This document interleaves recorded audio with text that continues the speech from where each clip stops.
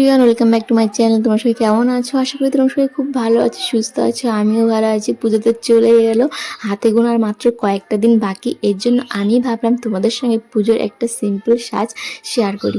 তো দেখো, প্রথমে শাড়িটির উপরে বসে পুরো রেডি হয়ে গেছি। আর এরপরে আমি মুখটা ভালো মতো পরিষ্কার করে নিচ্ছি। আর এরপরে আমি যে ক্রিমটা ইউজ করি ল্যাকমে, সেই ক্রিমটা লাগিয়ে নিচ্ছি। তো দেখো, প্রথমে বলে দিচ্ছি, আমার ভিডিওতে অনেক ভুল টুটি থাকতেই পারে, মেকআপেরও থাকতে পারে, কারণ আমি তো প্রফেশনাল মেকআপ আর্টিস্ট না। তোমরা যারা যারা প্রফেশনাল মেকআপ করো তারা তো আমার ভিডিও দেখলে হয়তো হাসাহাসি করবো, তো প্লিজ করো না। আমি সত্যি কিছু জানি না, যতটুকু জানি সেভাবেই করলাম। আর সত্যি কথা বলতে আমি এভাবে সিম্পলভাবে সাজতে ভালোবাসি। আজ পর্যন্ত কোনোদিনও পার্লারে গিয়ে সাজিনি। এটা শুনলে হয়তো সবাই অবাক হয়ে যাবে। বিয়েতেও সাজেনি, আর সত্যি এখন পর্যন্ত আমার পার্লারে সাজা হয়নি কোনো মেকআপ আর্টিস্টের কাছে।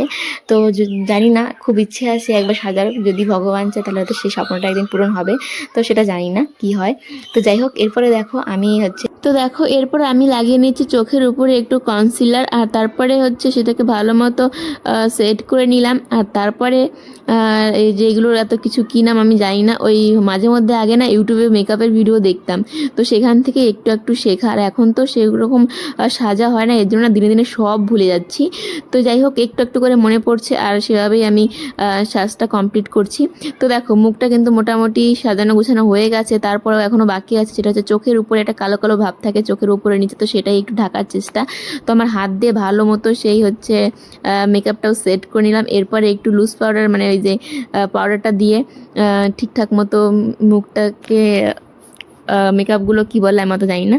তো যাই হোক, পাউডারটা লাগিয়ে নিলাম। আর এরপরে একটু গলাতেও লাগাতে হবে, না হলে তো মনে হবে মুখটা আর গলাটা দুজনের। তো এই কারণে আমাকে মেকআপ করতে একদম ভালো লাগে না। এখানে ওখানে সব জায়গায় মেকআপ বসিয়ে নাও, এই একদম বিরক্তিকর একটা কাজ। তো তারপরে যেটা মেন, সেটা আইব্রোটা যদি ঠিক না থাকে খুব বাজে লাগে কিন্তু দেখবে। এর জন্য আমি যে একটু আইব্রোটা ঠিক করে নিচ্ছি। আর আমার না একটু একটু হালকা ভ্রু নিচ দিয়ে হয়ে গিয়েছিলো, তো আমি আর ঠিক করে উঠাইনি, কারণ সামনেই পুজো, তো একদম পুজোতেই আর কি, পুজোর আগে পার্লারে গিয়ে উঠিয়ে নেবো এর জন্য। তো দেখো, আমার এক পাশের ভ্রুটা কত সুন্দর হয়েছে। তারপরে দেখো দুটোই হয়ে গেল। কেমন লাগছে তোমাদের?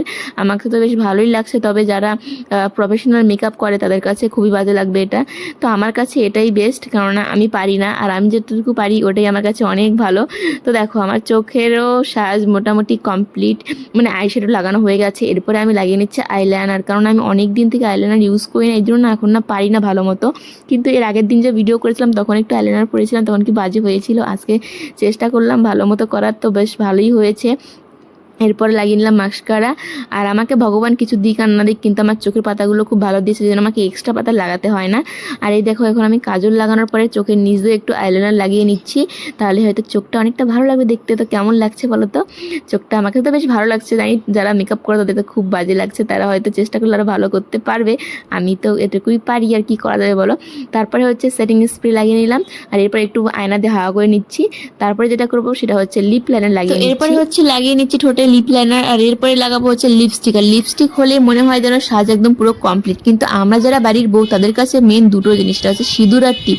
সিঁদুর আর টিপ দিলে মনে হয় যেন সাজ একদম কমপ্লিট।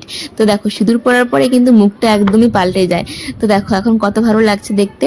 তো এখনও কিন্তু চুল বাঁধাটা বাকি আছে, আর আমার কানটাও কিন্তু আজকে ফাঁকা, কানেরটা আজকে খুলেছি। আর এরপরে আমি ভাবছি যে মালাটাও পরে নেব।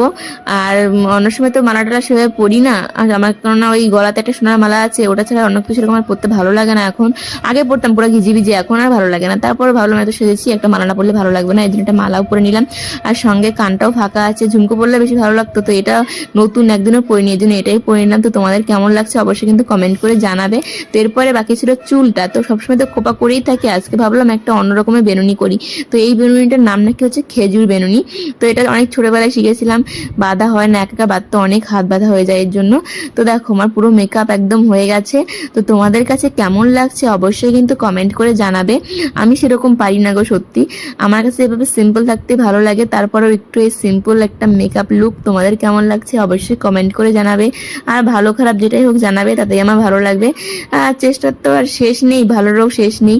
তো চেষ্টা করব এরপরে যদি কোনোদিন হয় একটু ভালো মতো সাজার। তো আজকে কেমন লাগছে সেটা কমেন্ট করে জানাবে। চলো টাটা।